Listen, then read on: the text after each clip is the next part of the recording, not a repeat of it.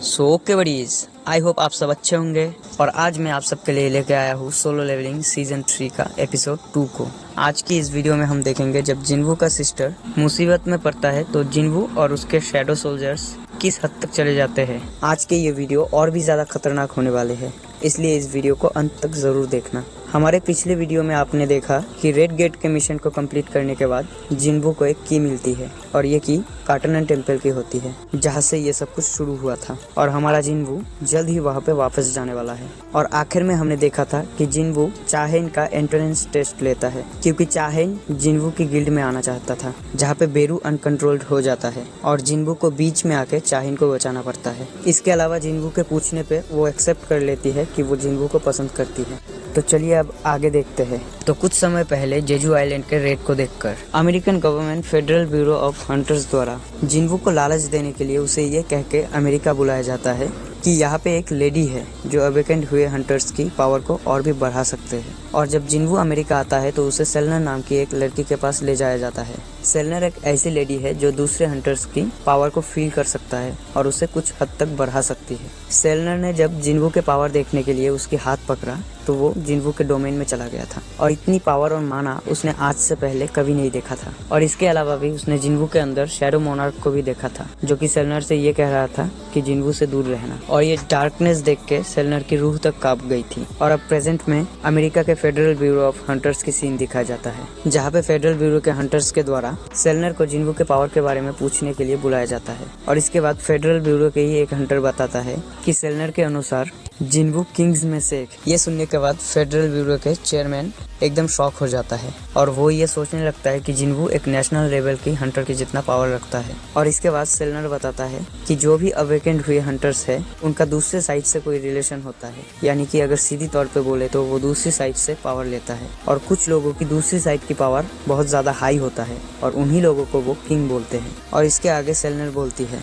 कि जिन्वू के केस में ऐसा नहीं है, वो दूसरी साइड से कोई भी पावर नहीं लेता है, बल्कि ये पावर उसकी खुद की है, उसका दूसरी साइड से कोई रिलेशन नहीं है। और वो ये भी बताता है कि जिन्वू के अंदर वाले डार्कनेस से वो डर गई थी, बल्कि जिन्वू खुद ही डार्कनेस है। और इसके अलावा भी वो बताता है कि जिन्वू ही एक ऐसा इंसान है जिसकी पावर की कोई लिमिट नहीं है। और उसकी बात सुन के सबके सब हैरान हो जाता है, क्योंकि हर हंटर की पावर एक लिमिट तक ही बढ़ सकती है। और इसके अलावा भी जो लोग अवेकेंड होते हैं उनका भी पावर एक लिमिट तक ही बढ़ सकता है, लेकिन जिन्वू की पावर की कोई लिमिट नहीं थी। ये कैसे हो सकता है? और सेलनर के वहां से जाने के बाद ये दोनों ब्यूरो के बेसमेंट में आने लगते हैं, क्योंकि जिन्वू को अपने तरफ लाने वाला सेलनर वाली प्लान तो फ्लॉप हो चुका था, इसीलिए उन्हें जिन्वू को कुछ दूसरा लालच देना था। नीचे जाते हुए चेयरमैन इस बंदे को बोलता है कि अमेरिका में जब सबसे पहला एस रैंक गेट ब्रेक हुआ था तब अमेरिका ने वर्ल्ड के कोने कोने से पावरफुल हंटर्स को बुलाया था और उनमें से भी बस 5 हंटर्स ही बच पाए थे। और अमेरिका ने उन 5 हंटर्स को नेशनल लेवल की अधिकार दिया था और वहीं से नेशनल लेवल के हंटर्स की शुरुआत हुई थी। और वो ये भी बताता है कि उस एस रैंक गेट के खुलने से कामिश नाम का एक ड्रैगन निकला था, जिसे कभी ना बुझने वाले आग के नाम से भी जाना जाता है, जिसने अकेले ही टॉप रैंक के 100 से ज्यादा हंटर्स को खत्म कर दिया था। रूम के अंदर जाने के बाद चेयरमैन उसे एक रूम स्टोन दिखाता है, जो कामिश ड्रैगन के मरने के बाद उसके बॉडी से निकला था। और इसके बाद चेयरमैन बताता है कि रूम स्टोन 8 साल से यहीं पे पड़ा है, क्योंकि अभी तक उन्हें कोई ऐसा नहीं मिल पाया जो कि इस रूम स्टोन की पावर को इस्तेमाल कर सके, और इसीलिए ये रूम स्टोन 8 साल से यहीं पे पड़ा है। और वही पास में कामेश ड्रैगन की डेड बॉडी भी रखा था। चेयरमैन के हिसाब से कामेश ड्रैगन एक बार फिर से आएगा और इस देश को बेहतरीन गिफ्ट देगा। और दूसरी तरफ हमें दिखाया जाता है कि जिन्वू शीशे में अपना फेस देख रहा है और मन ही मन ये बोल रहा है कि अब वो लंबा और देखने में भी खूबसूरत हो गया है। तभी तो चाहेन ने उसे बोला कि वो उसे पसंद करती है। जिसके बाद जिन्वू अपने सिस्टर से जाके पूछती है कि मैं तुम्हें कैसी लगती हूँ, जिसके बाद जिन्हा का जवाब आता है तुम अभी भी बेवकूफ ही लगते हो। जिसके बाद उन दोनों की नोक झोंक हो जाती है। और इसके बाद जिन्वू अपने सिस्टर को अपनी गिल्ड के बारे में बताता है और वो पूछता है कि उसे सोलो प्लेयर गिल्ड का नाम कैसा लगता है। और सबकी तरह जिन्हा भी ये बोलता है तुम्हारी तरह ये नाम भी घटिया है। तब जिन्वू उससे पूछता है कि उसके हिसाब से गिल्ड का क्या नाम रखना चाहिए। तब जिन्हा उससे बताती है आजिन नाम कैसा रहेगा। तब जिन्हा बोलती है कि आजिन का मतलब आगे जाना होता है। और इसके अलावा अलावा आहाजिन जिन्हा का उल्टा भी लगता है और ये नाम जिन्वू को भी पसंद आ जाता है। और दूसरी तरफ हम चाहिन को देखते हैं जो ये सोच के लाल हो जा रहा है कि आखिरकार उसने जिन्वू को बता ही दिया कि वो उसे पसंद करती है, इसलिए उसे अब समझ नहीं आ रहा था कि वो अब जिन्वू के सामने किस मुंह से जाएगा। वो ये सोच रही है कि ना जाने जिन्वू उसके बारे में क्या क्या सोच रहा होगा। और इसी के साथ उसे ये भी याद आता है कि जब मिन ब्योंग के शैडो ने उसे हील किया था तो उसने ये भी कहा था कि जिन्वू से कहो वो अपने पावर से संभाल के रहे। और इसके बाद चाहिन को ये लग रहा था कि मिन ब्योंग उसे बार बार कह रहा है कि जिन्वू को बताओ, जिन्वू को बताओ। और तभी अगले सीन में हमें नाइट गिल्ड का सीन दिखाया जाता है जहाँ पे नाइट गिल्ड का चेयरमैन बताता है कि कल ही नाइट गिल्ड के एरिया में एक नया बी रैंक गेट खुला है। जहाँ हंटर्स के बीच ये बात चल रहा है कि कल ही नाइट गिल्ड के एरिया में एक नया गेट ओपन हुआ है और हंटर्स एसोसिएशन के हिसाब से ये एक टॉप टायर ए रैंक की गेट है और नाइट गिल्ड के पास केवल ए रैंक के गेट में रेड करने की परमिशन है। तो हंटर्स एसोसिएशन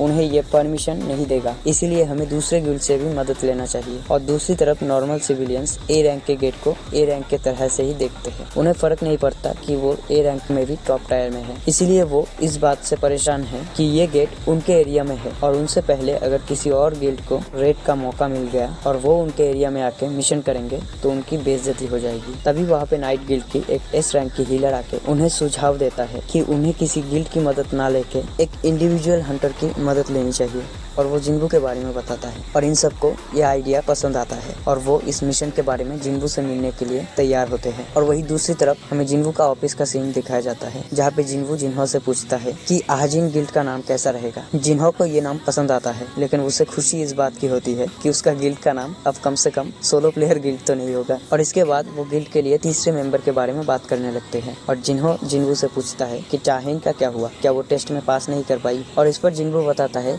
कि वो वैसा नहीं है जैसा मैं चाहता हूँ। और तब जिन्हो बोलता है कि वो एक एस रैंक की हंटर है और इतनी अच्छी दिखती है और अब आपको क्या चाहिए। और तब जिन्वू बताता है कि उसे कोई ऐसा लाइसेंस वाला हंटर चाहिए जिसे गिल्ड के कामों पे कोई इंटरेस्ट ना हो और भरोसेमंद हो। दरअसल जिन्वू को एक ऐसा हंटर चाहिए जो भरोसेमंद हो और जिन्वू के काम के बीच में ना आए। तभी फिर से दरवाजे पे नॉक होता है और जब जिन्वू दरवाजा खोलता है तो वो देखता है कि नाइट गिल्ड के 2 हंटर्स उनके प्रेसिडेंट के साथ आए हैं। उन्हें देखकर जिन्वू हैरान हो जाता है और वो ये सोच रहा था कि फिर से चाहिन ही होगी। और नाइट गिल्ड के हंटर्स जिन्वू को गेट दिखाता है जो कि बुसान में खुलने वाला अब तक का सबसे बड़ा गेट है। और वो लोग जिन्वू को ऑफर करते हैं कि ज्यादातर एस रैंक हंटर प्रॉफिट में से 10% लेता है लेकिन वो लोग जिन्वू को 20% देंगे। लेकिन यहाँ पे यार जिन्वू अपना बिजनेस वाला माइंडसेट दिखाता है और वो गिल्ड मास्टर से 50-50 करने का बात करता है। और इसी के साथ जिन्वू उन्हें ये भी बताता है कि वो उनके साथ काम करेगा लेकिन उसे एक गिल्ड की तरह समझना होगा, ना कि एक इंडिविजुअल हंटर की तरह। और इसके बाद जिन्वू उन्हें अपने गिल्ड के बारे में भी बताता है और इसके बाद वो लोग इस शर्त पर राजी होते हैं कि जिन्वू को गेट के बॉस को भी खत्म करना पड़ेगा।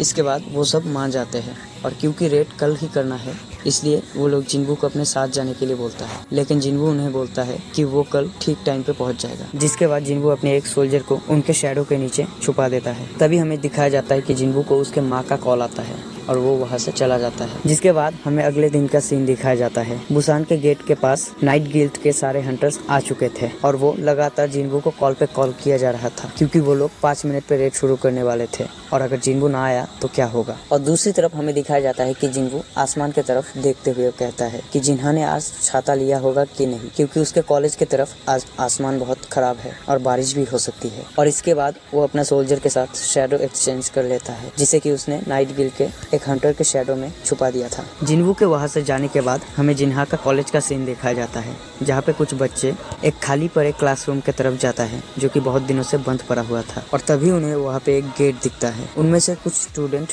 डर के मारे चिल्लाने लगता है और तभी एक स्टूडेंट कहता है कि इस तरह के गेट सिक्योर होते हैं, इसके अंदर केवल हंटर्स जा सकते हैं और कुछ भी अंदर से बाहर नहीं आता।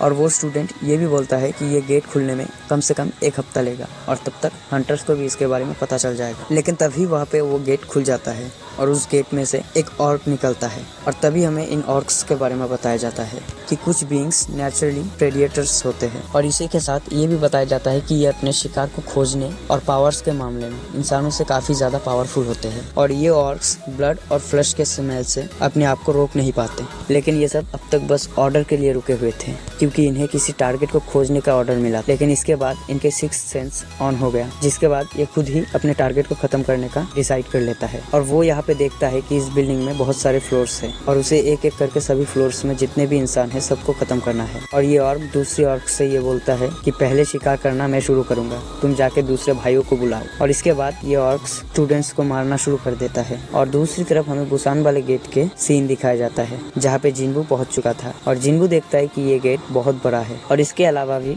जिन्बू देखता है कि नाइट्स गिल्ड के पास 12 ए रैंक और 20 बी रैंक के हंटर है। और इसके अलावा वो ये भी देखता है कि इनके पास खुदाई करने वाला और सामान लाने वाला भी टीम है। और तब जिन्बू सोचता है कि ये गिल्ड काफी बड़ा है। और जिन्बू को वहाँ पे देखते ही सारे हंटर्स काफी ज्यादा एक्साइट हो जाता है और सभी लोग जिन्बू से ये सवाल करने लगता है कि क्या आज का रेड जिन्बू लीड करेगा। और तभी उनके बात को काटते हुए नाइट्स गिल्ड के प्रेसिडेंट ये कहता है मास्टर पार्क जोंगसू इस रेड को लीड करने वाला है। और ये सुनने के बाद सभी के एक्साइटमेंट खत्म हो जाती है और इसके बाद रेड को शुरू करने का टाइम भी हो जाता है और सब लोग गेट के अंदर चले जाते हैं। और दूसरी तरफ हमें हंटर्स एसोसिएशन के सीन दिखाया जाता है जहाँ पे एक स्टूडेंट हंटर्स एसोसिएशन में फोन लगा के ये कहता है कि वहाँ पे कोई ग्रीन कलर का मॉन्स्टर्स है जिसने उसके फ्रेंड को खा लिया है। और वो लोग समझ जाता है कि वो ऑर्क्स है और वो उस लड़की को वहाँ से जल्दी भागने के लिए बोलता है। लेकिन तब तक वो ऑर्क्स उसे ढूंढ चुके थे और उसे वहीं पे खत्म कर देता है। और तभी उन ऑर्क्स के भाई भी वहाँ पे आ चुके थे। लेकिन वो लोग यहाँ पे परेशान थे क्योंकि ज्यादातर स्टूडेंट्स वहाँ से भाग चुके थे। और तभी वो सब मिलके मेन गेट को बंद कर देता है। लेकिन कुछ स्टूडेंट्स अपने आप को बचाने के लिए गेट को लॉक कर देते हैं और उन ऑर्क्स से लड़ने के लिए भी तैयार हो जाते हैं। लेकिन वो ऑर्क्स दरवाजे को तोड़ते हुए अंदर आते हैं और तभी एक स्टूडेंट वहाँ से भागने की कोशिश करता है लेकिन वो उसे वहीं पे खत्म कर देता है। तभी उनमें से एक ऑर्क कह उठता है कि उनमें से यहाँ पे किसी के अंदर माना है। और तभी दूसरा ऑर्क कह उठता है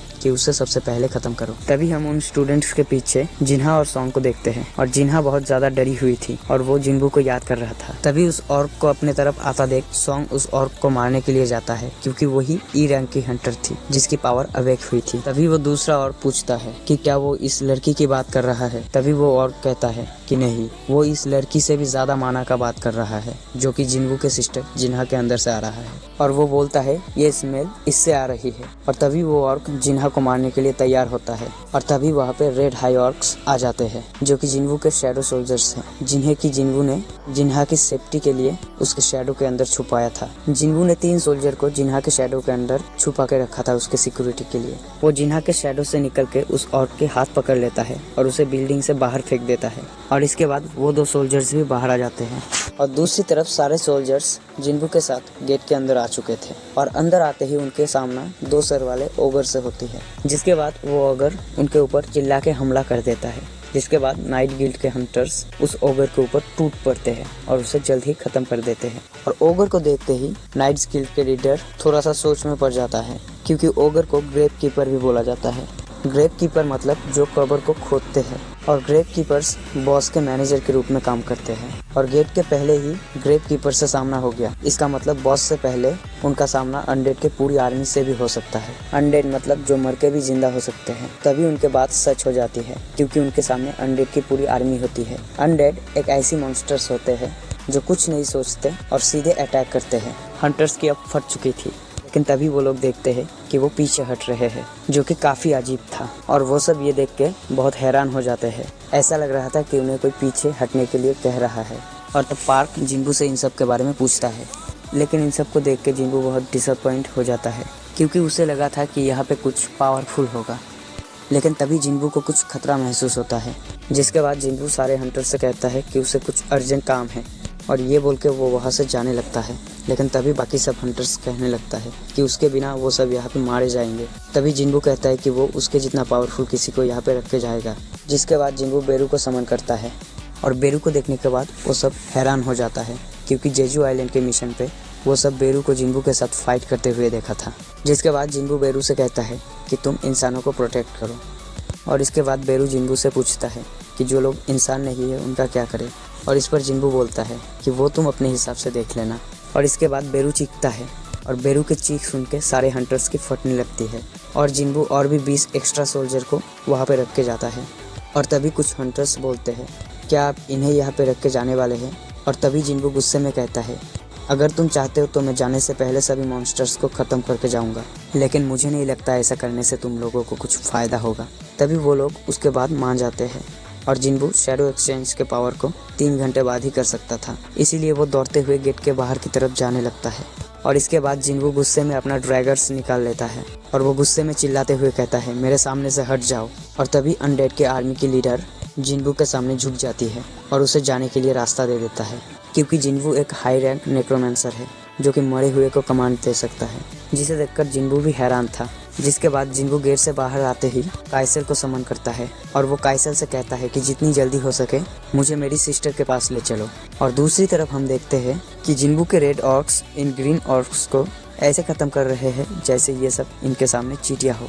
और दूसरे स्टूडेंट्स ये देख के हैरान हो रहे थे कि खुद मॉन्स्टर्स उन्हें मॉन्स्टर्स से बचा रहे हैं। और दूसरी तरफ जिन्हा को लगता है कि जिन्वू यही आसपास होगा, इसलिए वो उन रेड ऑर्क्स से जिन्वू के बारे में पूछता है और आगे बढ़ने लगता है। लेकिन तभी वो रेड ऑर्क्स जिन्हा को रोक देता है और आगे बढ़ने से मना करता है। और वो रेड ऑर्क सामने की तरफ इशारा करता है और उसे समझाता है कि सामने खतरा है।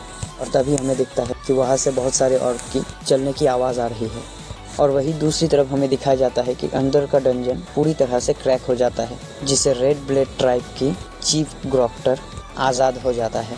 तभी वहाँ पे एक ऑर्क ग्रॉक्टर से कहता है कि रेड ग्रेड के 3 हाई ऑर्क्स इंसानों की मदद कर रहे हैं। तभी वो ग्रॉक्टर गुस्सा करते हुए कहता है कि ग्रेड वॉरियर के ऑर्क्स कुछ मामूली से हाई ऑर्क्स को नहीं हरा पाए, ये काफ़ी शर्म की बात है। इसके बाद वो अपना वेपन उठाते हुए कहता है अब उन्हें खत्म करने की बारी आ चुकी है। और दूसरी तरफ हमें दिखाया जाता है कि गेट के अंदर जिन्वू के एंड सोल्जर्स चीख रहे हैं, जिसे देख के हंटर्स कहते हैं कि क्या ये एंड्स हमारे ही खिलाफ हो गए हैं।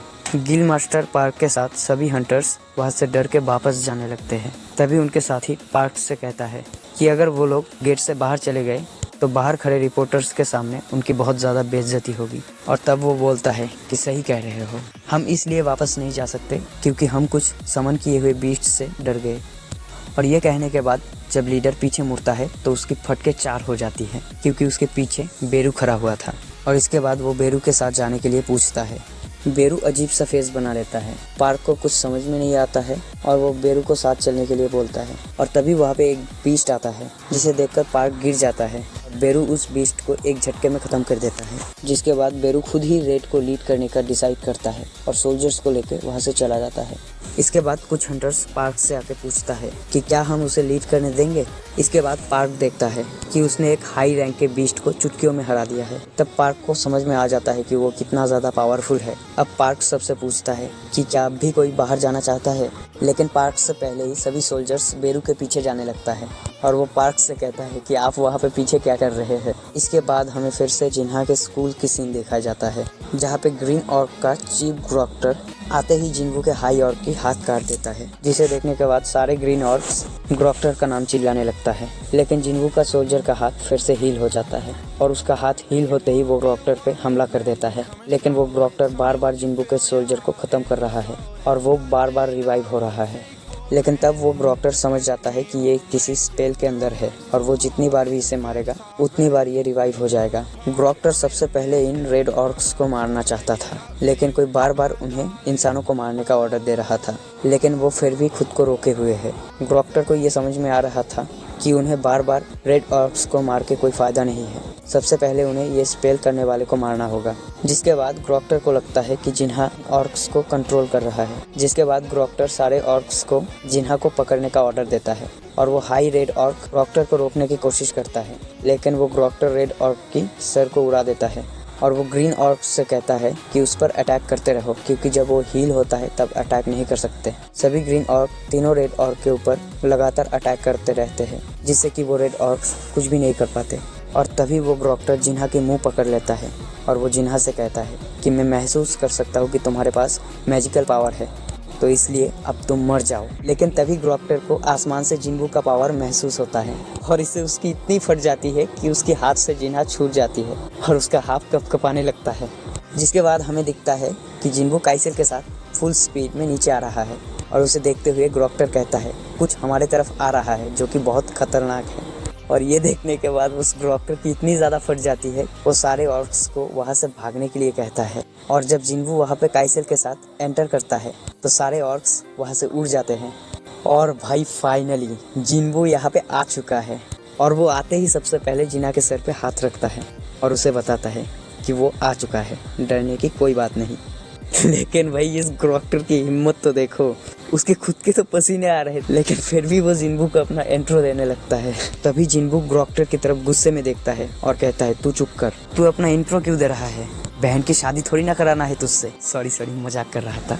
और फिर जिन्बू गुस्से में कहता है कि तू चुप कर और वहाँ से हिलना मत। तो दोस्तों आज का ये वीडियो यहीं पे ख़त्म होता है और उम्मीद करता हूँ कि आपको ये वीडियो पसंद आया होगा। और अगर आपको ये वीडियो पसंद आया है तो वीडियो को एक लाइक ज़रूर कर दीजिएगा और जाते जाते चैनल को सब्सक्राइब भी कर दीजिएगा, ताकि ऐसे ही इंटरेस्टिंग वीडियो आपको मिलते रहे। और इसी के साथ आपको ये वीडियो कैसा लगा ये भी बता कर जाइएगा। चलिए फिर चलते हैं, बाय बाय।